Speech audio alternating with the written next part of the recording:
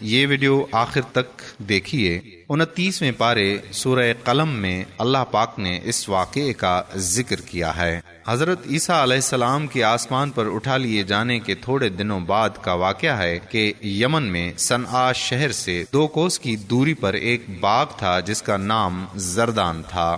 اس باغ کا مالک بہت ہی نیک نفس اور سخی آدمی تھا۔ اس کا یہ دستور تھا کہ پھلوں کو توڑنے کے وقت وہ فقیروں اور مسکینوں کو بلا لیتا تھا اور اعلان کرتا تھا کہ جو پھل ہوا سے گر پڑیں یا جو ہماری جھولی سے الگ جا کر گریں وہ سب تم لوگ لے لیا کرو۔ اس طرح اس باغ کا بہت سا پھل فقراء و مساکین کو مل جایا کرتا تھا۔ باغ کا مالک مر گیا تو اس کے 3 بیٹے اس باغ کے مالک ہو گئے، مگر یہ تینوں بہت بخیل ہوئے۔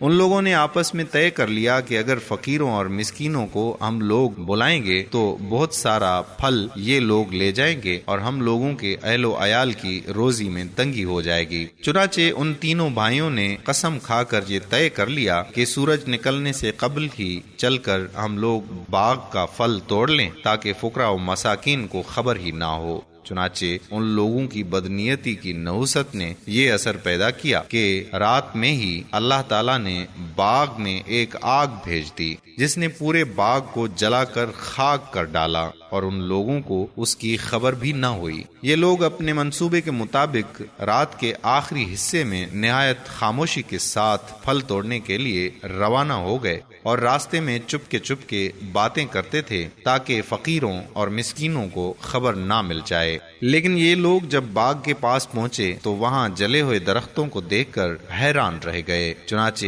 ایک بول پڑا کہ ہم لوگ راستہ بھول کر کسی اور جگہ چلے آئے ہیں، مگر ان میں سے جو بنسبت دوسرے بھائیوں کے کچھ نیک نفس تھا اس نے کہا کہ ہم راستہ نہیں بھولے ہیں بلکہ اللہ تعالیٰ نے ہم لوگوں کو پھلوں سے محروم کر دیا ہے، لہٰذا تم لوگ خدا کی تسبیح پڑھو۔ تو ان سبوں نے یہ پڑھنا شروع کر دیا، سبحان ربنا انا کنا ظالمین، یعنی ہمارے رب کے لیے پاکی ہے، ہم لوگ یقیناً ظالم ہیں کہ ہم نے فقراء و مساکین کا حق مار لیا۔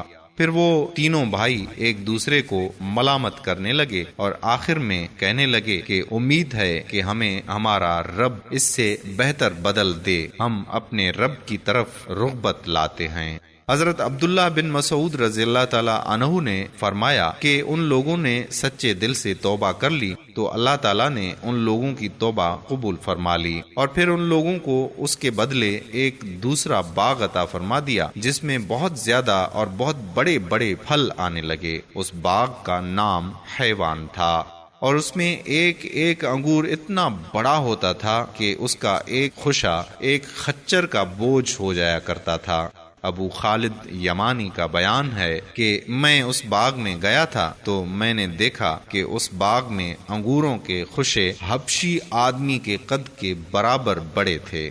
قارئین اکرام، اس واقعے سے ہمیں سبق ملتا ہے کہ سخاوت اور نیک نیتی کا اثر مال میں خیر و برکت اور مال کی فراوانی ہے، اور بخیلی اور بد نیتی کا ثمر مال کی ہلاکت اور بربادی ہے۔ یہ بھی معلوم ہوا کہ سچی توبہ کر لینے سے اللہ تعالیٰ ضائع شدہ نعمت سے بڑی اور بڑھ کر نعمت عطا فرما دیا کرتا ہے۔ اللہ تعالیٰ اس واقعے سے سبق حاصل کرنے اور عمل کرنے کی توفیق عطا فرمائے، آمین یا رب العالمین۔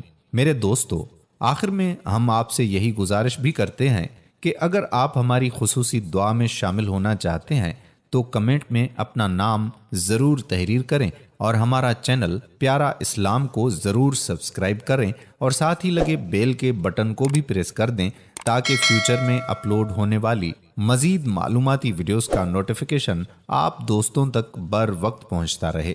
آپ سے اجازت چاہتے ہیں، انشاءاللہ پھر کسی موقع پر ایسی ہی اسلامی معلوماتی ویڈیوز کے ساتھ آپ سے دوبارہ ملاقات ہوگی۔ تب تک کے لیے اللہ حافظ۔